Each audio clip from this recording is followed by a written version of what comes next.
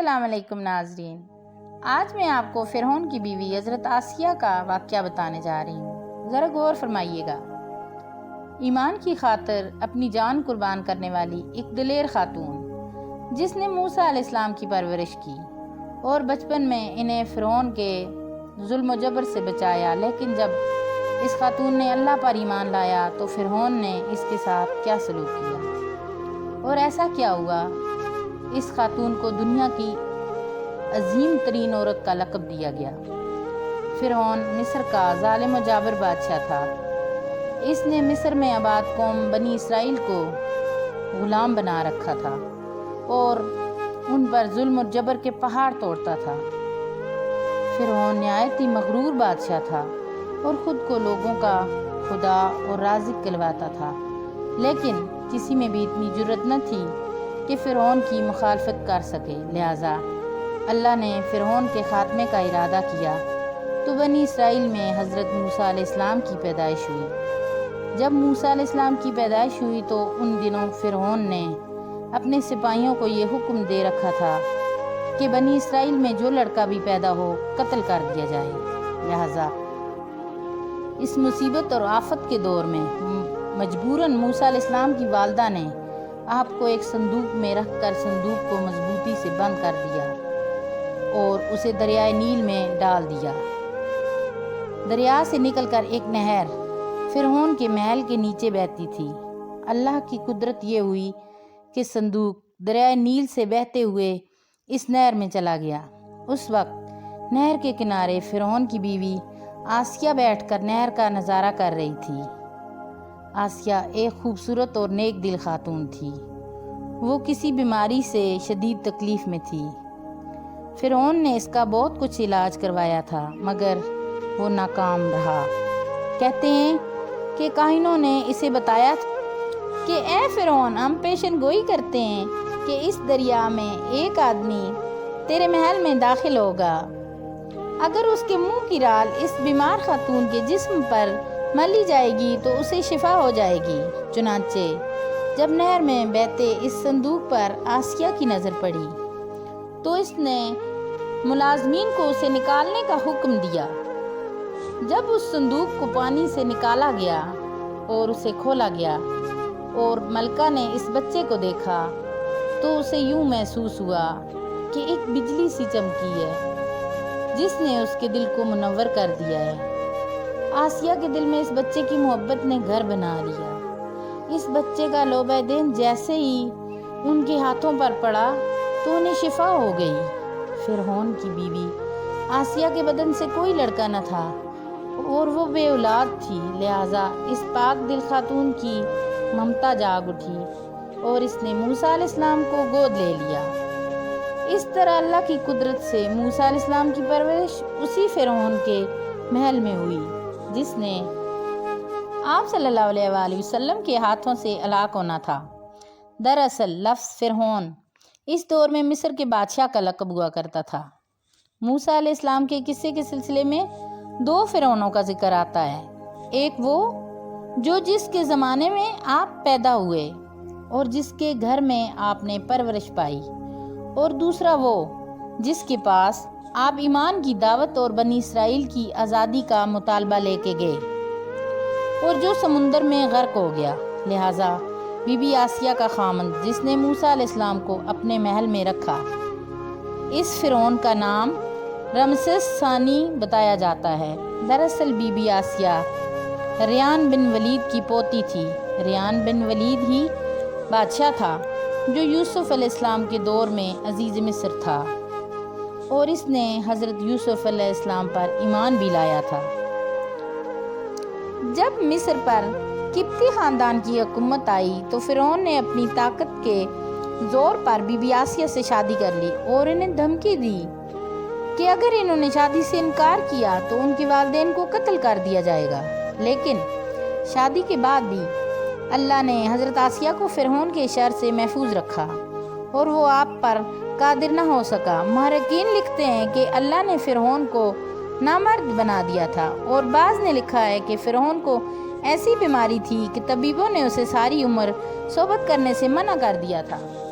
لہٰذا فرعون کبھی بھی حضرت آسیہ کے قریب نہ جا سکا۔ یہ بھی اللہ کی ایک حکمت تھی تاکہ بی بی آسیہ فرعون کے ناپاک جسم سے محفوظ رہ سکے۔ بہرحال حضرت موسیٰ علیہ السلام کی پرورش فرعون کے محل میں کسی شاہی فرد یا شہزادے کی مانند ہوئی۔ ہر طرح کے آرام و آرائش آپ کے لیے دستیاب تھے، لیکن تبتیوں کے درمیان زندگی گزارنے کے باوجود موسیٰ علیہ السلام فطری طور پر ان سے مختلف کردار کے مالک تھے۔ حضرت موسیٰ علیہ السلام فرعون کے غرور اور تکبر اور خدائی کے دعووں کو ناپسند کیا کرتے تھے اور ہمیشہ توحید کے مطابق واضح بات کرتے تھے جو فرعون اور اس کے درباریوں کو ناگوار گزرتی تھی۔ بہت جلدی وہ وقت بھی آ گیا جب اللہ تعالیٰ نے حضرت موسیٰ علیہ السلام کو نبوت عطا کی اور آپ فرعون کے دربار میں اسلام کی دعوت لے کے تشریف لائے۔ اس وقت فرعون کے مطالبے پر جادوگروں اور موسیٰ علیہ السلام کے درمیان سحر کا مقابلہ ہوا، جس میں حضرت موسیٰ علیہ السلام کا ڈنڈا ایک سانپ میں تبدیل ہو گیا اور جادوگروں پر حق واضح ہو گیا کہ یہ اللہ کے سچے رسول ہیں جنہیں ہماری ہدایت کے لیے بھیجا گیا ہے۔ فرعون اپنے انا اور غرور پر قائم رہا اور موسیٰ علیہ السلام کی دعوت پر انکار کر دیا۔ اسی دربار میں بی بی آسیہ بھی موجود تھی۔ جب آپ نے یہ منظر دیکھا تو آپ کے دل میں فوراً حق کا نور چمک اٹھا اور آپ موسیٰ علیہ السلام پر ایمان لے آئیں۔ بی بی آسیہ فرعون مصر کی بیوی اور ملکہ تھی۔ آپ کے مال و دولت کی کثرت تھی، لیکن اس کے باوجود آپ غرور و تکبر کا شکار نہ تھی، بلکہ آپ کا دل غریبوں کی محبت سے سرشار اور ان پر شفقت اور مہربانی کے جذبے سے معمور تھا۔ آپ دل کھول کر ان پر صدقہ و خیرات کیا کرتی، اس لیے آپ کو ام المساکین یعنی مسکینوں کی ماں بھی کہا جاتا ہے، کیونکہ بی بی آسیہ اپنے شوہر رامسس کے مظالم کو بھی خوب جانتی تھی، اس لیے اپنے ایمان کا اظہار نہ کیا۔ آپ چھپ چھپا کر ایک اللہ کی عبادت کیا کرتی اور اللہ سے یہ دعا کرتی کہ اے اللہ مجھے فرعون اور اس کے عمل سے نجات دے، میں اس کے کفریہ حرکتوں سے بیزار ہوں۔ حضرت آسیہ خفیہ طور پر موسیٰ علیہ السلام کے خدا کی عبادت کرتی اور دعا و استغفار میں مشغول رہتی، یہاں تک کہ فرعون کو ایک دن آپ کے ایمان لانے کی خبر ہو گئی۔ اس نے ایک روز اپنے درباریوں سے کہا کہ تم لوگوں کو میری بیوی کی کچھ خبر ہے؟ تم لوگ اس کے متعلق کیا جانتے ہو؟ سب نے بی بی آسیہ کی بڑی تعریف کی اور ان کی بھلائیاں بیان کی۔ فرعون نے کہا، کیا تم لوگوں کو نہیں معلوم وہ میرے سوا دوسرے خدا کو مانتی ہے؟ لہٰذا فرعون نے حضرت آسیہ کو دربار میں بلایا اور ان سے دریافت کیا کہ تم کسے اپنا معبود مانتی ہو؟ حضرت آسیہ نے دلیری اور جذبے اور ایمانی سے جواب دیا کہ میں موسیٰ علیہ السلام کے رب پر ایمان رکھتی ہوں جو میرا، تیرا اور ہم سب کا خدا ہے۔ فرعون اس جواب پر خوفناک ہو گیا اور بہت جلد پورے شہر میں اس بات کی شہرت ہو گئی کہ فرعون کی بیوی اور ملکہ نے فرعونی طور طریقے کو ٹھکراتے ہوئے دین موسیٰ کو قبول کر لیا ہے۔ پہلے تو فرعون نے بی بی آسیہ کو سمجھا بجھا کر، ترغیب دلا کر اور ڈرا دھمکا کر موسیٰ علیہ السلام کے دین کو چھوڑنے کو کہا، لیکن جب اس نے حضرت آسیہ کے چٹان جیسے مضبوط ایمانی اور جذبے کو دیکھا تو اس نے ظلم سے کام لینے کی ٹھان لی۔ فرعون نے اپنے اہلکاروں کو حکم دیا کہ آسیہ کو تپتے ہوئے ریگستان کی دھوپ میں لٹا دیا جائے، لہٰذا آپ کو شدید گرمی میں ریت کے تپتے میدان میں چھوڑ دیا گیا۔ فرعون اس جگہ دورہ کرتا رہا اور کہتا رہا کہ اب تو باز آ جا، اگر تو نے میری بات مان لی تو محل کی شاہی زندگی اور آرام و آرائش تیری منتظر ہیں۔ مگر حضرت آسیہ پر اس کا کوئی اثر نہ ہوا، کیونکہ آپ کو اس جنت کے لاسانی محلات پر ایمان تھا جو اللہ نے انہیں عطا کرنے کا وعدہ کیا تھا۔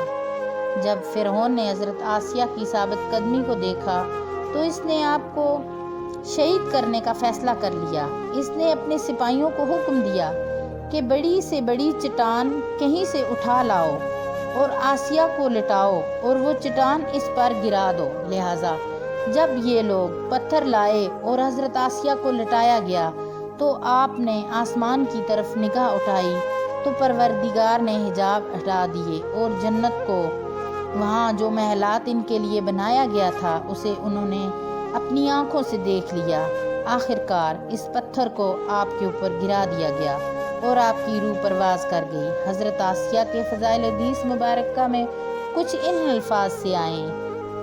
رسول اللہ صلی اللہ علیہ وآلہ وسلم نے فرمایا کہ مردوں میں سے تو بہت سے درجے کمال تک پہنچے، لیکن عورتوں میں سے صرف فرعون کی بیوی آسیہ اور عیسیٰ کی والدہ مریم بنت عمران کہ اور کوئی بھی عورت درجہ کمال تک نہیں پہنچی۔ اس طرح ایک اور روایت میں آتا ہے کہ آپ صلی اللہ علیہ وآلہ وسلم نے فرمایا، جنتی عورتوں میں سے افضل خدیجہ بنت حویل، فاطمہ بنت محمد اور فرعون کی بیوی آسیہ بنت مزاحم اور عیسیٰ کی والدہ مریم بنت عمران ہے۔ ایک روایت میں آتا ہے کہ بی بی آسیہ کا نکاح جنت میں حضرت محمد صلی اللہ علیہ وآلہ وسلم سے ہوگا، لہٰذا روایت ہے کہ رسول اللہ صلی اللہ علیہ وآلہ وسلم نے فرمایا، جنت میں میرا نکاح مریم بنت عمران، موسیٰ کی بہن کلثوم اور فرعون کی بیوی آسیہ کے ساتھ ہوگا۔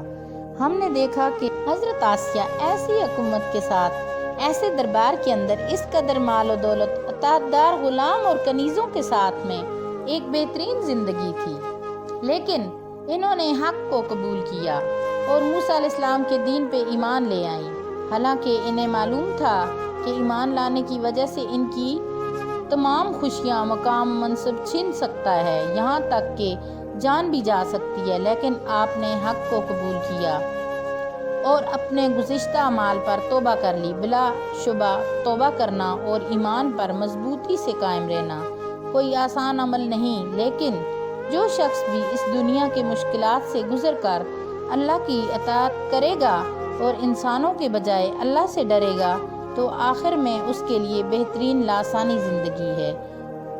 امید ہے آپ کو ہماری یہ ویڈیو پسند آئی ہوگی۔ اگر پسند آئی ہے تو لازمی سے ہمارا چینل اسلام کی تعلیم اور واقعات کو سبسکرائب کریں تاکہ ہماری آنے والی تمام ویڈیوز کو آپ دیکھ سکیں، اور اس چینل کو زیادہ سے زیادہ شیئر کریں اور اسلام کو پھیلانے میں میری مدد فرمائیں۔ جزاک اللہ۔